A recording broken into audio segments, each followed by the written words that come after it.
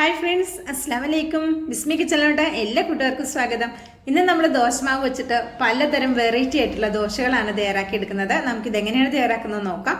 ദോശമാവൊക്കെ അത്യാവശ്യം നല്ലോണം പൊങ്ങി വന്നിട്ടുണ്ട്.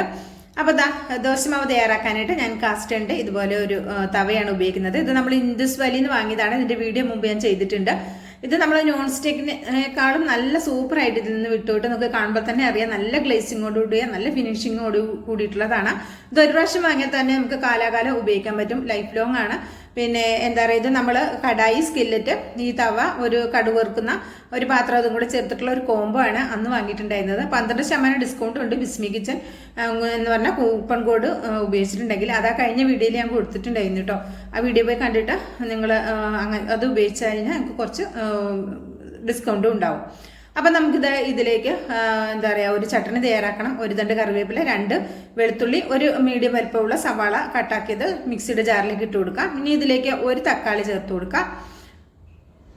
ഒരു സവാള ചേർത്ത് കൊടുക്കുന്ന സമയത്ത് ഒരു തക്കാളി ചേർത്താൽ മതി. ഇനി ഇതിലേക്ക് ആവശ്യത്തിനുള്ള ഉപ്പ് ചേർത്ത് കൊടുക്കാം. ഉപ്പും എരിവും എല്ലാം നിങ്ങളുടെ ടേസ്റ്റിനനുസരിച്ച് ചേർത്ത് കൊടുക്കാവുന്നതാണ്. ഇതിലേക്ക് 1 ടീസ്പൂൺ മുളക് പൊടി കൂടെ ചേർത്ത് കൊടുക്കാം.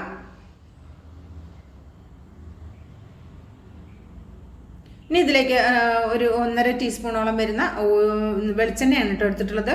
അതുകൂടെ ഒഴിച്ചിട്ട് ഇത് നല്ല പേസ്റ്റ് പോലെ അരച്ചെടുക്കുക. ഇതിലേക്ക് വെള്ളമൊന്നും ഒഴിക്കേണ്ട. ഈ തക്കാളി ഉള്ളിയുടെയൊക്കെ ആ ഒരു ഇതുകൊണ്ട് ഇത് ഫുള്ളായിട്ട് ഇത് അരഞ്ഞു കിട്ടിക്കോളും. നല്ല പേസ്റ്റ് പോലെ അരച്ചത് ഒരു ബൗളിലേക്ക് ഒഴിച്ചു കൊടുക്കുക. എന്നിട്ട് ഇത് നമുക്കൊരു സൈഡിലേക്ക് മാറ്റി വയ്ക്കാം.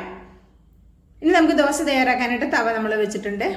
കാസ്റ്റ് നമ്മുടെ ഇൻഡസ് വാലിയുടെ തവ അത് വെച്ചിട്ടുണ്ട്. ഇതിലേക്ക് ഒരല്പം നല്ലെണ്ണ ഒന്ന് സ്പ്രെഡാക്കി കൊടുക്കുക. എന്നിട്ട് ഈ ഒരു ഉള്ളി കൊണ്ട് എല്ലായിടെയും ഒന്ന് ആക്കി കൊടുക്കുക.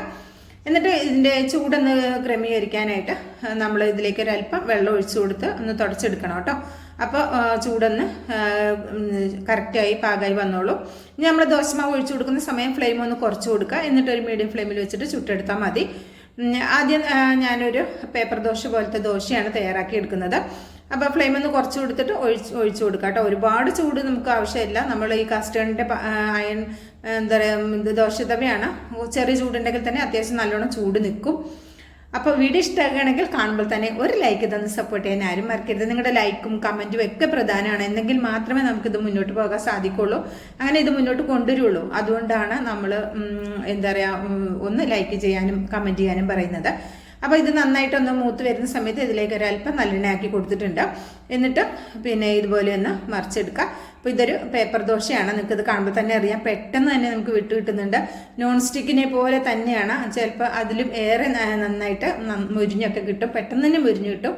ഒരുപാട് ടൈമൊന്നും ആവശ്യമില്ല. ഇതിപ്പോൾ ഞാൻ പൊട്ടിച്ച് കാണിച്ചു തരാം. നല്ല ചൂടോടെ തന്നെയാണ് ഇത് പൊട്ടിച്ച് കാണിച്ചു തരുന്നത്. ഇതുകൊണ്ട് നല്ല ക്രിസ്പി ആയിട്ടുള്ള ദോശയാണ്. ചൂട് ചായയുടെ ഒപ്പമൊക്കെ അടിപൊളി കോമ്പിനേഷനാണ്.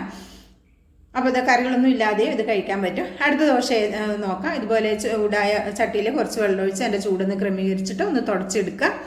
എന്നിട്ട് നമുക്ക് ദോശമാവ് ഒഴിച്ചു കൊടുക്കാം. എപ്പോഴും ഒരേ ദോശ കഴിച്ചു മടുത്തിട്ടുണ്ടെങ്കിൽ ഇതിലേതെങ്കിലുമൊക്കെ ട്രൈ ചെയ്ത് നോക്കുക. എന്നിട്ട് അഭിപ്രായം അറിയിക്കണം കേട്ടോ, ഉറപ്പായിട്ടും. അപ്പോൾ അതാ കുറച്ച് ദോശമാവ് എടുത്ത് ഇതുപോലെ പരത്തി കൊടുക്കുക. ഇനി ഇതിൽ നേരിയതായിട്ട് പരത്തണമെന്നുണ്ടെങ്കിൽ നിങ്ങൾ കുറച്ച് ദോശമാവ് ഒഴിച്ചിട്ട് നന്നായിട്ടൊന്ന് പരത്തി കൊടുത്താൽ മതി കേട്ടോ. അപ്പോൾ ഞാൻ ഒരു 1.25 തവിയൊക്കെ ഒഴിച്ചതുകൊണ്ടാണ് ഇത്ര കുറച്ച് കട്ടിയിലൊക്കെ ഇരിക്കുന്നത്. ഇനി ഇതിലേക്ക് ഒരല്പം നെയ്യ് ഒന്ന് ആക്കി കൊടുക്കുന്നുണ്ട്. നെയ്യ് ആക്കിയിട്ട് എല്ലായിടവും ഒന്ന് ഇതുപോലെ ഒന്ന് സ്പ്രെഡാക്കി കൊടുക്കുക. ഫ്ലെയിം ഒരു മീഡിയത്തേക്ക് വെച്ചാൽ മതി. ഇനി ഇതിലേക്ക് നമ്മളിവിടെ അരച്ച് വെച്ചിട്ടുള്ള ചട്നി ഇല്ലേ, തക്കാളി ഉള്ളിയൊക്കെ അരച്ചില്ലേ, അത് ഇതിലേക്ക് ഇട്ട് കൊടുക്കുക. എന്നിട്ട് എല്ലായിടെയും നന്നായിട്ടൊന്ന് ആക്കി കൊടുക്കുക.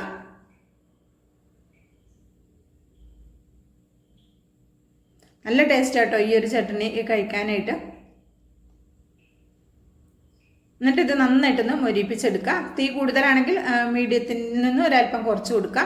പിന്നെ ഇത് ഞാൻ ഒരു സവാള, അതുപോലെ തന്നെ ഒരു പച്ചമുളക്, ഒരു ചെറിയ കഷ്ണം ക്യാരറ്റ്, ഒരു ചെറിയ കൈപ്പിടി വരുന്ന മല്ലിയിലെല്ലാം കൂടി ചോപ്പറിലിട്ടൊന്ന് ചോപ്പ് ചെയ്തെടുത്തതാണ്. അതുകൂടി ഇതിൻ്റെ മുകളിലേക്കൊന്ന് സ്പ്രെഡാക്കി കൊടുക്കുന്നുണ്ട് കേട്ടോ. എന്നിട്ട് ഇതൊന്ന് നമുക്ക് മടക്കിയെടുക്കാം. അപ്പം നല്ല ക്രിസ്പി ആയി വന്നിട്ടുണ്ട്. ഇനി ഇത് നമുക്കൊന്ന് മടക്കിയെടുക്കാം. നിങ്ങൾക്ക് കാണുമ്പോൾ തന്നെ അറിയാം, പെട്ടെന്ന് തന്നെ നമുക്ക് ദോശ തവയിൽ നിന്ന് വിട്ട് കിട്ടുന്നുണ്ട്. അപ്പോൾ ഇതൊരു പാത്രത്തിലേക്ക് നമുക്ക് മാറ്റി കൊടുക്കാം. ഇനി നമുക്ക് അടുത്ത ദോശ നമുക്ക് നോക്കാം. അതും ഇതുപോലെ ഒന്ന് വെള്ളമൊന്ന് ആക്കി കൊടുക്കുക. അതിൻ്റെ ചൂട് ക്രമീകരിക്കുക. എന്നിട്ട് ഓരോ ദോശ ചെയ്യുമ്പോഴും നമ്മൾ ഒരല്പം വെള്ളം ആക്കി കൊടുക്കുന്നത് വളരെ നല്ലതാണ്. എന്നിട്ട് ഇതുപോലെ മാവ് ഒഴിച്ച് നിങ്ങൾക്ക് എത്രയാണോ മാവ് വലിപ്പം വേണ്ടത് അതിനനുസരിച്ച് ഒഴിച്ചു കൊടുക്കുക. ഇത് അത്യാവശ്യം നല്ല വലിപ്പമുള്ള ഒരു ദോശത്തവയാണ് കേട്ടോ. ഇത് ഞാൻ കുറച്ചേ പരത്തി കൊടുക്കുന്നുള്ളൂ. ഇതിൻ്റെ മുകളിലേക്ക് ഒരു ചെറിയ പീസ് ബട്ടർ വെച്ച് കൊടുക്കുന്നുണ്ട്, 1 ടേബിൾ സ്പൂണോളം ഉണ്ട്.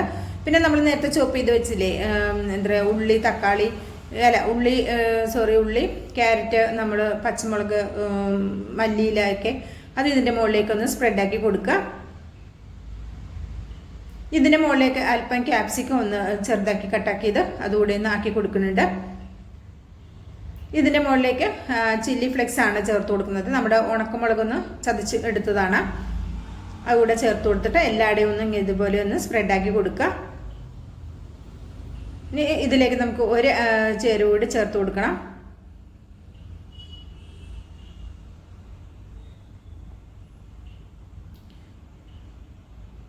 ഇനി ഇതിലേക്ക് നമ്മൾ ചീസാണ് ചേർത്ത് കൊടുക്കുന്നത്. നിങ്ങൾക്ക് മൊസറല്ല ചീസ് വേണമെങ്കിൽ അത് ചേർത്ത് കൊടുക്കാം. ഞാൻ ഷീറ്റായിട്ടുള്ള ചീസില്ലേ അതാണ് ചേർത്ത് കൊടുക്കുന്നത്. അത് 2 പീസ് ചേർത്ത് കൊടുത്തിട്ടുണ്ടായിരുന്നു. ഇതിവിടെ മെൽറ്റായി ഒക്കെ വന്നിട്ടുണ്ട്, നന്നായിട്ട് കുക്കായി കിട്ടിയിട്ടുണ്ട്. ഇനി നമുക്ക് പതുക്കെ ഇതൊന്ന് മടക്കി കൊടുക്കാം. അപ്പം നമ്മുടെ ചീസ് ദോശയും ഇവിടെ റെഡി ആയിട്ടുണ്ട്. ഇത് നമുക്ക് പാനിൽ നിന്ന് ഒരു പാത്രത്തിലേക്ക് മാറ്റി കൊടുക്കാം. ഇനി അടുത്ത ദോശ ഏതാണെന്ന് നോക്കാം. അതിനായിട്ട് ആദ്യം പാനൊന്ന് വൃത്തിയാക്കിയിട്ട് ഒരല്പം ഒന്ന് വെള്ളം കുടഞ്ഞ് ഒന്ന് തുടച്ചെടുക്കാം.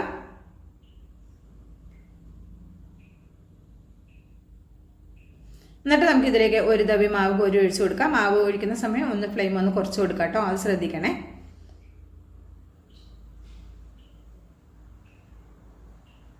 ഒന്ന് പരത്തി കൊടുക്കാം. ഇതുപോലെ ഒരു കാസ്റ്റേൻ്റെ ഒക്കെ ഒരു വലിയ ദോശ ഉണ്ടെങ്കിൽ നമുക്ക് എപ്പോഴും നമുക്ക് നെയ് റോസ്റ്റ്, മസാല ദോശ, ഇതുപോലെ പേപ്പർ ദോശ, പലതരം ദോശകളൊക്കെ നമുക്ക് തയ്യാറാക്കി എടുക്കാൻ പറ്റും. അപ്പോൾ ഇതിലേക്ക് നമ്മൾ നേരത്തെ അരച്ച് വെച്ചിട്ടുള്ള ചട്നി ഒന്ന് ആക്കി കൊടുക്കുന്നുണ്ട്. ഇതിൻ്റെ മുകളിലേക്ക് നമുക്ക് ഒരു ചെറിയ പീസ് 1 ടേബിൾ സ്പൂൺ ബട്ടർ ചേർത്ത് കൊടുക്കാം. പിന്നെ നമ്മൾ നേരത്തെ ചോപ്പ് ചെയ്ത് വെച്ചിട്ടുള്ള വെജിറ്റബിൾ കൂടി ഒന്ന് ആക്കി കൊടുക്കുന്നുണ്ട്. ഇതിലേക്ക് നമുക്ക് ഒരു ചേരുവ കൂടി ചേർത്ത് കൊടുക്കാനുണ്ട്. ഇത് എല്ലായിടെയും ഒന്ന് സ്പ്രെഡാക്കി കൊടുക്കുക. വളരെ സിമ്പിളാണ്. ദോശയൊന്നും കഴിക്കാത്ത കുട്ടികൾ പോലും കഴിച്ചു പോകും, നല്ല ടേസ്റ്റാണ്. ഇനി ഇതിലേക്ക് ഒരു കോഴിമുട്ട ഒന്ന് ബീറ്റാക്കിയിട്ട് അതുകൂടെ ഒന്ന് ഇതിൻ്റെ മുകളിലേക്കൊന്ന് ഒഴിച്ചു കൊടുക്കാം. എന്നിട്ട് എല്ലായിടെയും ഒന്ന് സ്പൂൺ കൊണ്ടൊന്ന് വെറുതെ ഒന്നിങ്ങനെ പതുക്കെ ഒന്ന് ആക്കി കൊടുക്കുക. ഇത് ചെറിയ ഫ്ലെയിമിൽ വെച്ചിട്ട് അടച്ചു വെച്ച് കുക്ക് ചെയ്തെടുക്കാം.